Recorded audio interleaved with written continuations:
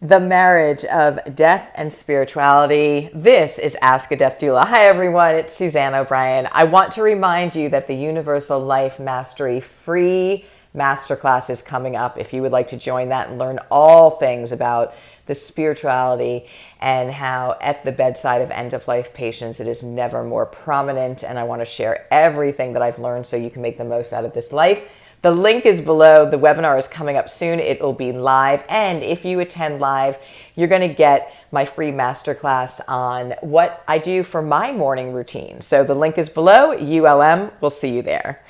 Welcome to the marriage between death and spirituality. Yes, I did say that. This is one of the most empowering, positive, exciting conversations probably we could ever have regarding the space of end of life and life. And I want to share with you everything again in this section because it changes your life today, and we're here for a reason. Every single one of us is here for a reason and has a purpose.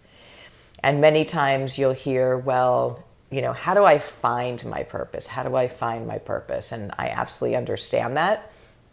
But I want to share with you that I don't think it's a question of finding it, looking outside of yourself.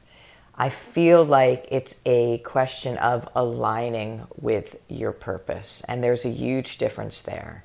So it's not going outside, it's going within. And when you go within and you can learn how to listen and reconnect with your spiritual being part of you, all the answers are there. All of the guidance is there. All of the wisdom is there. And all of the peace that we're all looking for is there. So it's not outside. It's inside. And that's what I want to talk to you today about, the marriage between death and spirituality. If I may just take a minute and share with you, my name's Suzanne O'Brien. I am a former hospice nurse, which is end-of-life nurse, working at the bedside with those at the end of life, and oncology nurse, which is cancer nurse. And I am the founder and creator of the International Doula Givers Institute. The minute that I started working with people at the end of life, my life totally changed. It opened up on layers and levels that I never thought possible. It's almost as if there is this unbelievable magical flow of blessings and connection and abundance and love to my life that continues to unfold as long as I stay in that alignment. And that goes back to what I first opened the podcast with. It's not finding your purpose. It's aligning with your purpose. And that's an energetic state of being. So let me talk to you a little bit about the experiences that I've had at the end of life. I've always felt that I've had a very strong connection to my being part. I've always known from a little child that there's something more to this journey. But as we know, I think all of us do. I think when we look back to our young years and, having wonder and awe of little things, of, watching a butterfly and being out in nature and feeling connected to all things, which is really the truth, that we're all connected. And then we go through life and we tend to lose that. And many times we go through experiences that shut us down, and we build up this armor around us so that we don't get hurt again, and that we make sure, that I'm not going to get hurt again. So I'm going to have these walls up, and I'm going to, really keep people at a distance and keep risk at a distance and keep trust and faith and those moments of going into the unknown at a distance so I don't get hurt, right? And then that just creates this prison around us that will keep us in this prison to the very end if we're not careful.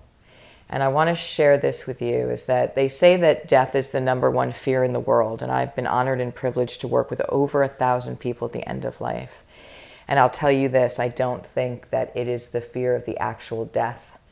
I think it's the fear that they lived a life that now they are given a actual time frame that their life will end in a couple of weeks, couple of months, and their time is up, and they didn't live the life they know that they were here supposed to live, the purpose that they came in to achieve, to give, to help with the contribution of expansion, to leave the world a better place because they were in it. We all have a purpose. We're all here for a reason.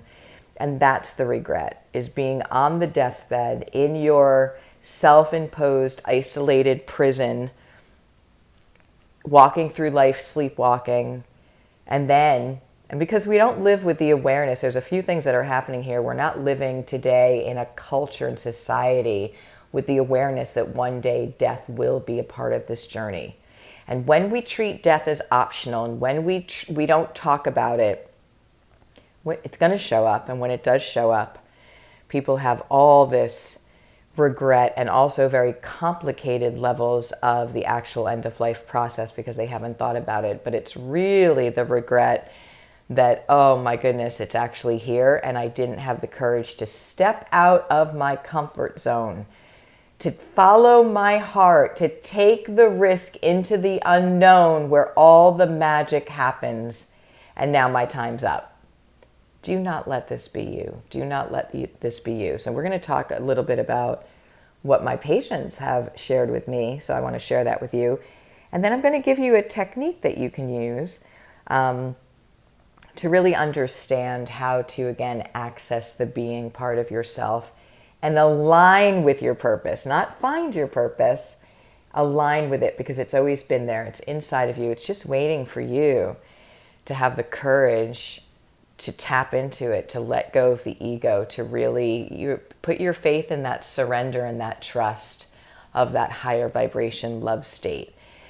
So for me, when I started working with those at the end of life, right away, I saw things that just were incredible. I felt things that were incredible, and my patients would share things that they saw, that they felt, that they know, as they got very close to that actual time of death. So I was like sitting with people bedside, and sometimes for days or even weeks visiting them, and I would literally see, as this person was approaching their end of life, I would see their physical body diminishing, right? Just changing and going down, and I'd see their spiritual body growing. And there's one place in the journey that they get what I call their spiritual eyes or spiritual wisdom. So we are all holistic beings. We are all 4 bodies of energy. You and me right now. We are physical, mental, emotional, and spiritual. Equal parts. Most of us don't know that. We think, okay, well, we're the physical part, maybe the body and the brain. But we are 4 bodies of energy, and they all require different nourishment, and they all have different things that they do. And so as that physical body is diminishing at the end of life, the spiritual body is growing. And again, there is one point in their end of life journey where they have 1 foot in this world and 1 foot in the next. And this is where they get that spiritual wisdom, or their spiritual eyes. And what I call spiritual wisdom is when I'm sitting with people bedside and they wake up from a nap and they have all this new information. Many, like, they'll sit up and they go, I get it now. I understand why all of that happened. Traumas, anger, unresolved issues that they could not understand what happened and why those things happened in their life. They all of a sudden have all the clarity through a different lens of perspective from a higher place of that spiritual wisdom. And they're able to look back at those life events and understand what the gift, what the teaching, what the blessing was within them. And when we're in the human ego part as the dominant part, because you're a human being, when we're operating, which most of us, by the way, 95% of the time, we're operating in the human ego part of us. When we're operating day to day in that space, we can't see the higher meaning to things that are being experienced in our lives. And look, let's be very honest. Many of them are painful and challenging, right? But when we can look at it for the opportunity that it is offering us to evolve, to have a greater sense of consciousness, to have a higher level of spiritual wisdom within the experience of being a human being, not waiting to the end of life. So that happens organically. So that's just an energetic, organic thing that's going to happen as the physical body is diminishing, the spiritual body is growing. People are going back to what they call home, to that one consciousness. So now they're dissolving the human part. All those prison walls are dissolving and removing, and the wisdom's coming in, and it's just magnificent to witness. But you and I can practice this now. We can get, if we have the understanding, if we know how this works, and if we do the practice, we can tap into that higher wisdom now, today. Why wouldn't we? So there's wisdom and there's spiritual eyes that people get at the end of life. The wisdom is the clarity, the understanding, the shift in removing those blocks of anger or hurt or shame or guilt or whatever they are, and now saying, I understand it all. It was all to support the evolution of my soul self, my consciousness, giving me the opportunity for that growth that comes from those circumstances. And I honestly believe that the more challenging and painful those actual experiences are is directly related to the amount of growth that we can achieve. So I want to honor you. And I know that so many of us go through really painful experiences. This is the school of life. This is what it's supposed to be. But I honor you for going through them, to challenge, to give yourself that opportunity so that you can find that soul growth within this experience. It's giving yourself that chance. And we don't always get there. And we definitely don't get there right away, because we have to kind of go through those different emotions of, maybe shock and anger and all of it. And then hopefully on the other side, we find forgiveness, and we find a way to look at this differently and release the experience and the energetic attachment we have to it, and allow ourselves to just shine in that spiritual, energetic space that we have that's really our true self. So it's really magnificent to watch people at the end of life.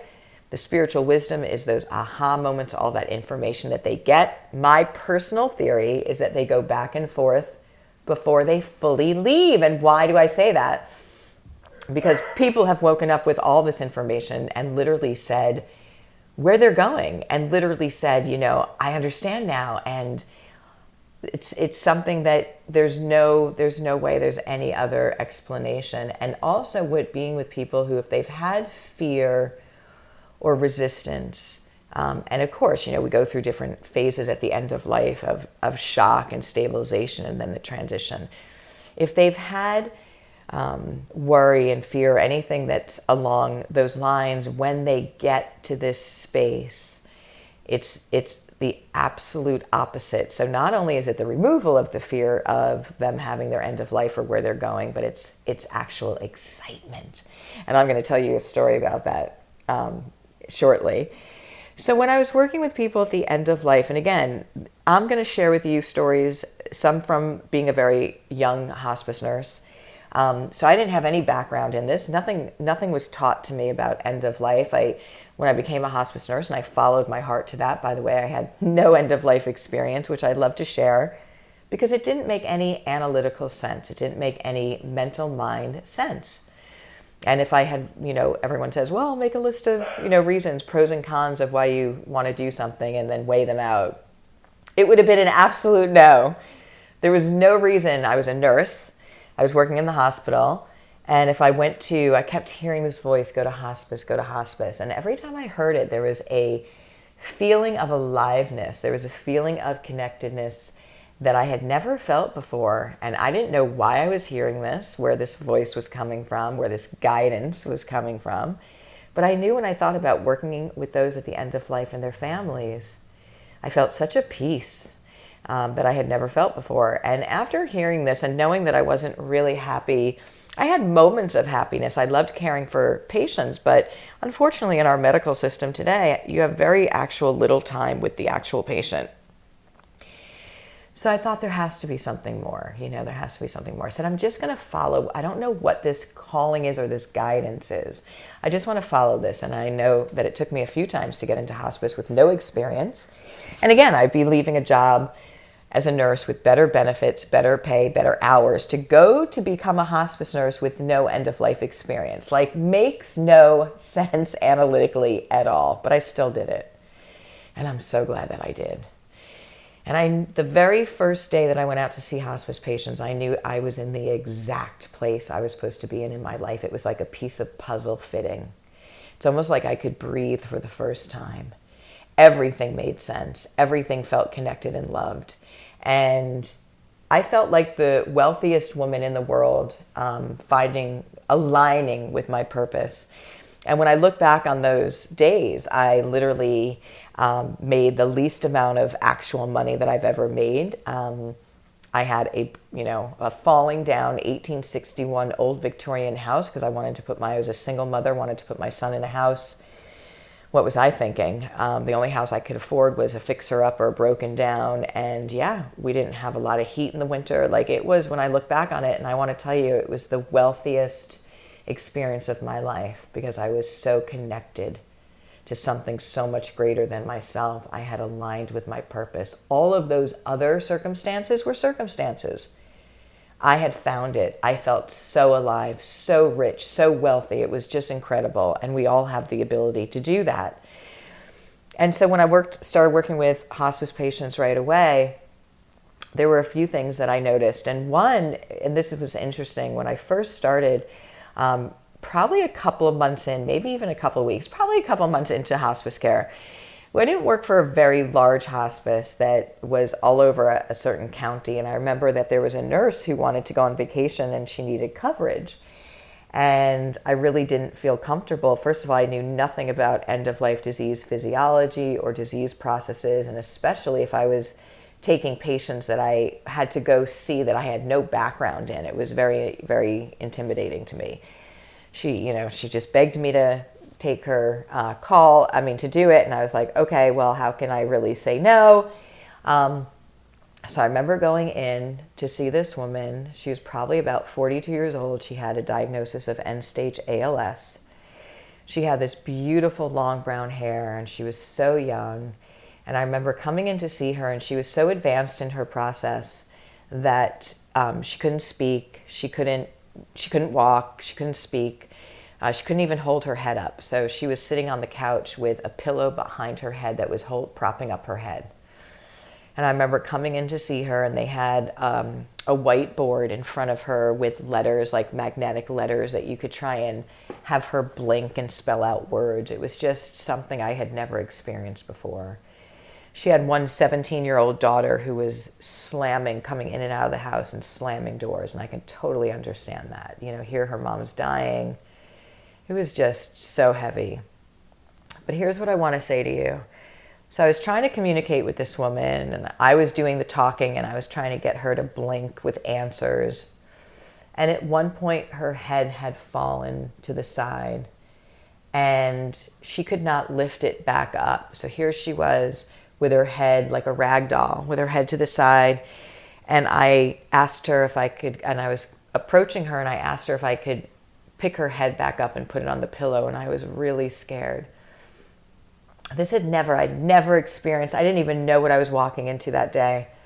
And I remember, I was saying to her, and I was walking over to her and she had the most beautiful, loving smile that she was shining so much love and tenderness on me. She was taking care of me. And I thought to myself, here's a woman who is dying at 42 years old with ALS, who's paralyzed, can't hold her head up. Her daughter is slamming the doors and kind of yelling in the house. And what is this beautiful smile that she's shining upon me? So this is, again, now that I'm a seasoned end-of-life practitioner, I understand that people reconnect with their spiritual side of their being as they get closer to the time of death. And it brings them such happiness, such peace, such excitement. And that's what she was doing. So this unconditional loving energy that they talk about us all being part of is what this woman was experiencing, that she could have this ability to be caring for me and just being in this place of such loving grace at this moment. So I understand what that was. And then there was another, so that is, again, we talked about spiritual wisdom, and I want to talk to you about spiritual eyes. There is a very common thing that happens at the end of life where people will talk about loved ones who've already died, or even angelic figures, seeing them in their room, seeing them with them. And I'm told that they come to help cross them over. What a beautiful thing this is. Think about this. If death is the number one fear in this world, if we talked about the truth about it, if we knew about the real way that end of life is experienced, and we talked about this part where people see their loved ones, angelic figures, this loving energy at the end, helping to cross us back over, would we ever be afraid? Or would we allow death to be our greatest teacher about life? We would absolutely let it be our greatest teacher about life. So people tend to see, and again, let's go back to the 4 bodies of energy, the physical, mental, emotional, and spiritual. Is the physical body is diminishing, the spiritual part of their being. Their human part is diminishing, their being part is growing. It's an energetic state. It's a vibrational level of frequency. It makes perfect sense that people who've died before are able to access. They have one foot in this world now, one foot in the next.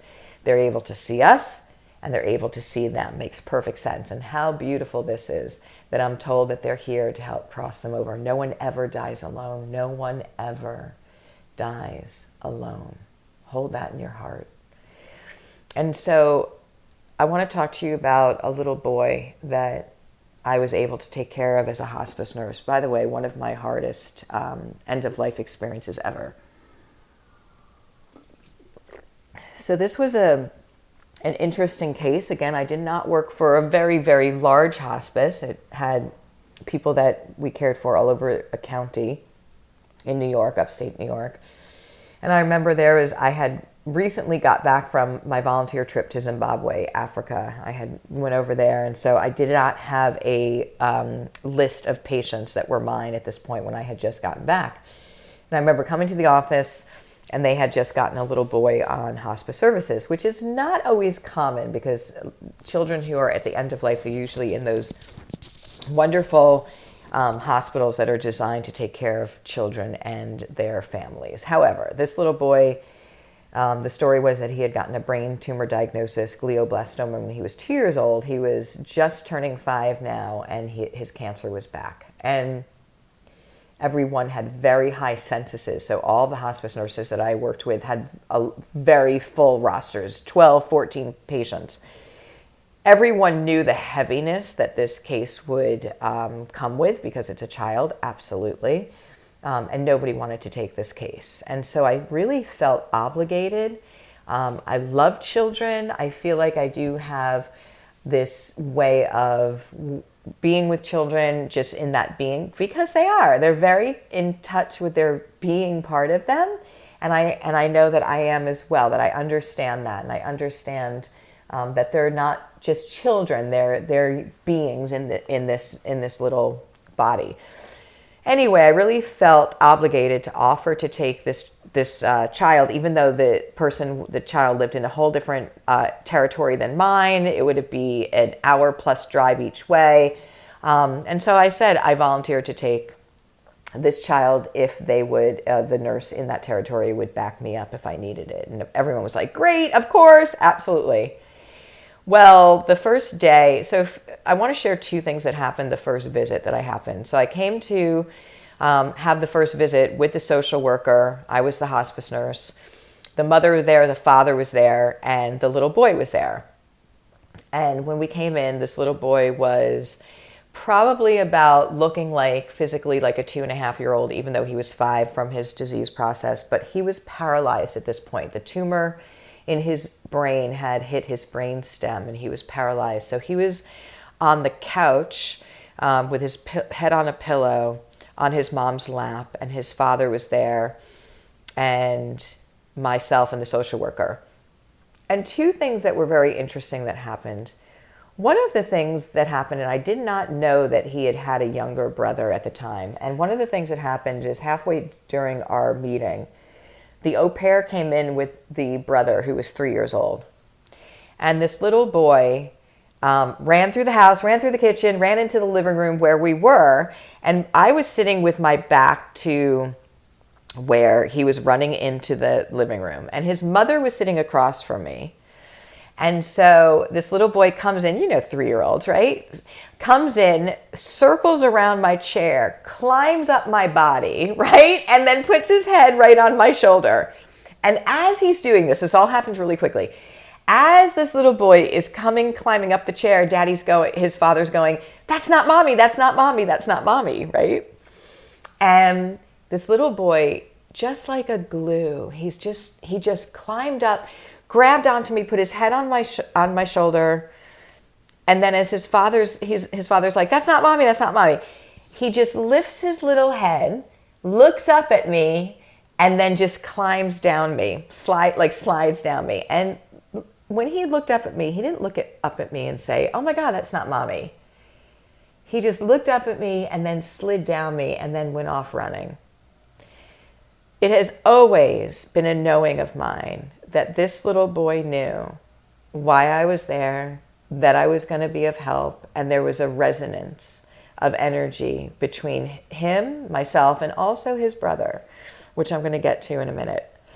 So I often will talk about one of the most important things as you meet your end-of-life patients that you're going to be there to support and serve is building trust. And I knew that this was especially important with this little boy. And so one of my main goals was to build the trust, to let him know that I was there to not only help him, but to help his family at this time. And at the end of our meeting, and so you do that, right, with listening and with your presence and all of the things, just open your heart to be of the highest service. You can never go wrong when you do that. And at the end of the visit, this little man, right, he said he did this little whisper, and his mother had a really good way of knowing what he was saying. And she said, "What are you saying?" And he said to her, "I want to show her my secret closet."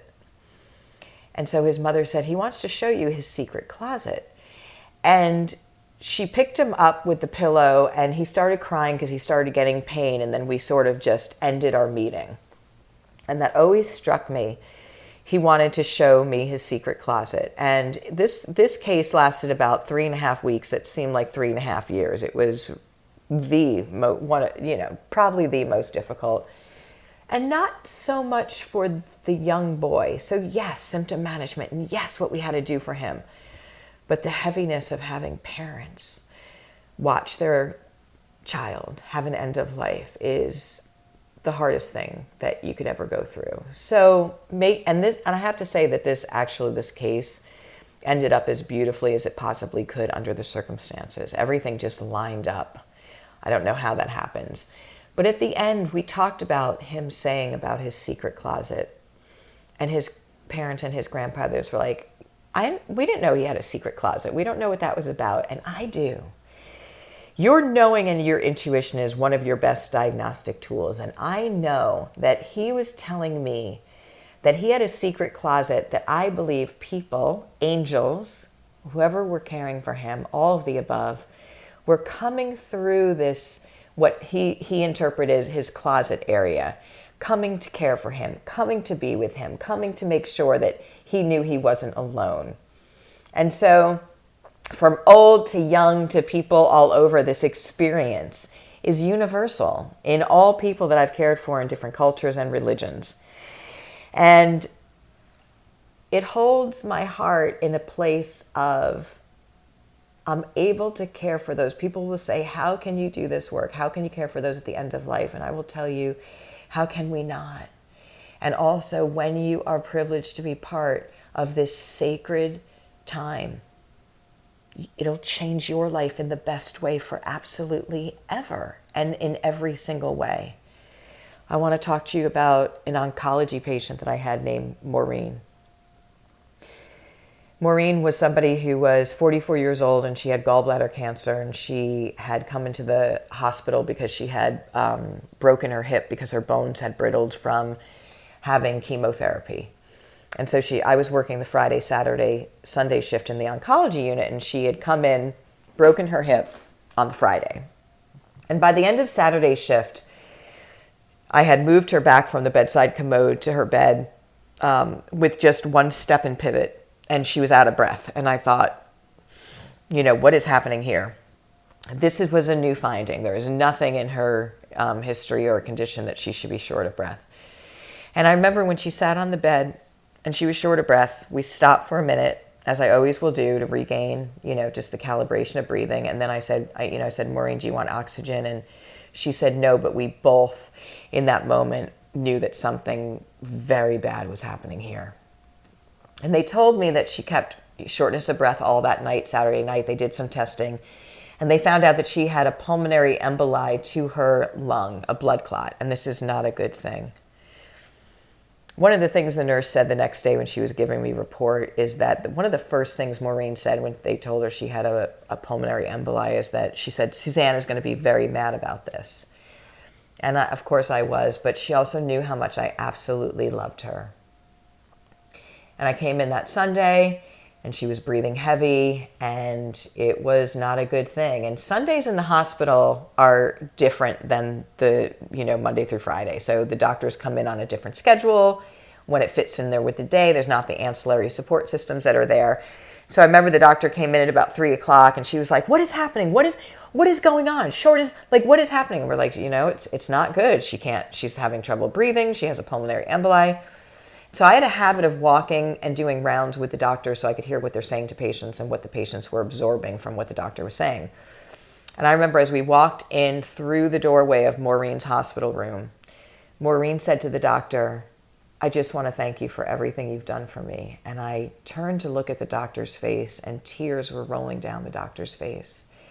And in that moment, Maureen was telling us that she was going to die before any of us knew about it.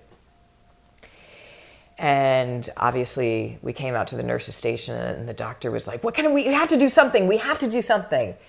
And there was nothing we could do. The only thing you could think about doing was putting a IV of blood thinners that would try and help to dissolve the clot. But because she had chemotherapy and her blood levels were so low and she had no clotting factors, she would have just bled out. There was nothing you could do. It was a terrible, terrible situation. And this is what I want to share to you. We had a very small window. She had one 12-year-old son. I asked if she wanted her son to come to the hospital. These are very hard decisions and hard conversations, but you have a very short window to have them done. And I'll tell you, we can't go back and do them again. He did come. They had a great conversation. But this is what I want to share with you, is that they told me on Sunday night at about 11 o'clock, Maureen woke up from a nap from sleep and said, get my sister, I'm transitioning, with all of the excitement that you would have just told an 8-year-old child you're going to Disney World. The sister comes out of the nursing lounge. She comes into the hospital room, her room, and Maureen goes, I'm transitioning. I don't even know back in the day if I knew the word transitioning or if I used the word transitioning, but I have to ask you this. What did Maureen see in her sleep state that not only removed any fear of her end of life, but gave her all that excitement? So I want you to know this, that there is something that is waiting for us on the other side of this experience that I have no doubt is the most unbelievable, loving, beautiful experience that is existing. That's our being part of us. But I also want you to know this, that when we understand that we are human beings, that there are two main guidance systems within us. We're 4 bodies of energy, but there's 2 guiding systems. There's their analytic mental mind, ego, human, fearful, challenge, all of it, jealousy, shame, guilt, I need to get it before someone else does, feeling very separate. Or there is the being part, the higher guidance, the knowing wisdom, the ability for when we tap into that to aligning with that inspired guidance that finds us in the path to our aligned purpose. We're all here for a reason. It's up to us to do the work to align with that purpose and then be able to share that gift, to expand the consciousness, to expand the love that is a huge missing part of the world in which we're living in today. So when we do our individual work and growth, we do the collective work and growth. And it is just incredible. We're all here to do that. Life is a big deal and it's a wonderful deal. Get on with it. Find what you're here to do. Align with that purpose. You know, take that risk. Step into the unknown. That's the only place you're going to access it. And it's very, very easy when you understand it and when you know understanding the tools and the ways that we practice to raise the frequency, to raise the vibration that attaches us to our soul self, to that spirit part, when we're in the midst of the life experience itself, not waiting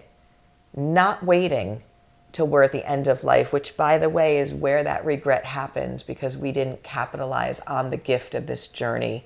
We didn't find and align with the purpose, and we didn't achieve that expansion. The reason we know that we're here. The reason we know that we're here. So please don't be somebody that waits to the end of life and has those regrets. We want to capitalize on it now. So I'm going to remind you and invite you to join me. It's happening very soon. The Universal Life Masterclass, where I'm going to give you the exact method and the exact technique and practice that I use every single day. And this is what I want you to know. I know this because I trusted back in that hospital experience, back in that time where I kept hearing, go to hospice, and literally with blind faith, I said, I am just going to trust this. I don't know what it is. It doesn't make sense, and I'm just going to trust this. And when I did, I knew that that is how life works. And I said that very day, I said, I am never making another decision in my life other than what do I know? Not what do I think? What do I feel and what do I know? And if you have followed my journey at all, you know that I have now been gifted to be part of a global movement of the International Doula Givers Institute, working with people all over the world in so many different magical trainings and moments and offerings, because I keep just saying yes to the knowing of when something's in front of me. And so from that day in the hospital to today, and here's what I need you to know is that when I'm feeling, and if I get to a place where I'm feeling heavy or anxious or any of those things, I say, where's my practice been? So I directly say, okay, what has my practice been in my meditation, in my connecting with presence, in my caring for myself nutritionally and all the things. And I can always say that, oh, my practice is not really there, that I haven't been practicing. So my vibration is getting a lower, heavier human part of me. And so I want you to know, as intellectually as I know what it takes to access and be part of the being flow in this life's journey, if I don't practice it, it's not there. If I don't practice it, I'm not in that flow like I want to be.